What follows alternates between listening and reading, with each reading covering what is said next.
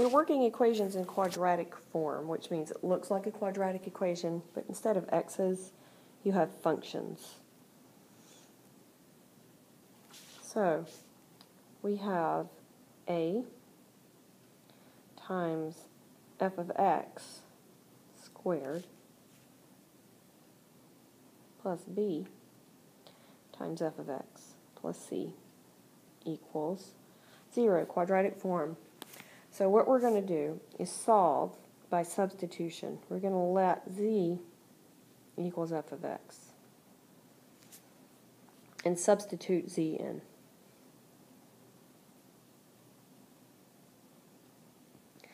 Then we're going to factor or use the quadratic formula to solve for z.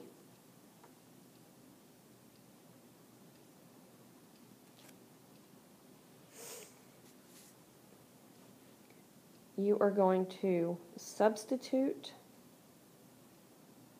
the numbers that you found for z into f of x, and then the last step is solve for x. So, for example, we're going to let z equal x minus 7. And we're going to replace z. So we're going to have z squared minus 13z plus 36. And we're going to factor this. So z minus 9, z minus 4 equals 0. So z is 9 and 4, but we don't want z. We want x. So we're going to substitute up here into this equation. So 9 is equal to x minus 7, so that means x is 16. Also, z is 4, so 4 is x minus 7, so x is also 11, and those are our solutions. Example 2, we're going to do the same thing. Let z equal 1 minus 3x. And we're going to have z squared minus 13z plus 36. And look at this. It's the same exact equation we had before. So without having to go through all the factoring and everything, what we know is that z is 9 and 4. This time we're going to substitute again in here. Put 9 and 4 in for z and solve for x. So 9 equals 1 minus 3x, which means 8 is equal to negative 3x. So negative 8 over 3 is x.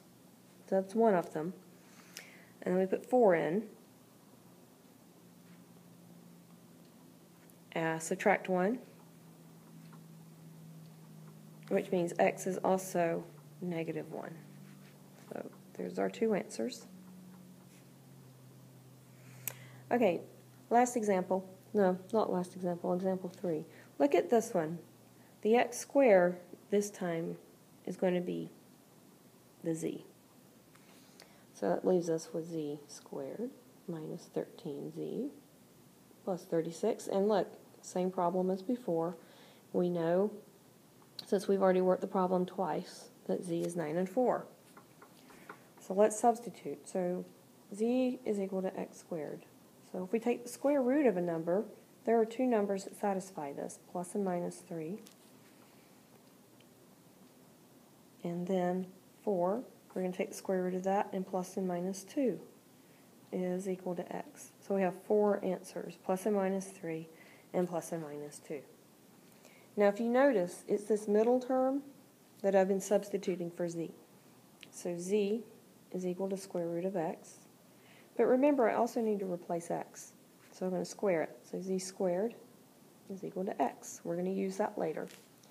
So we have z squared minus 5z plus 6 equals 0.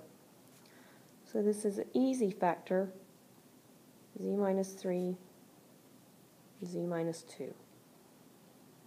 So that means z is equal to 3 and 2. But we don't want z, we want x. And x is equal to z squared. So x equals 3 squared, x equals 2 squared, which means x is 9 and 4.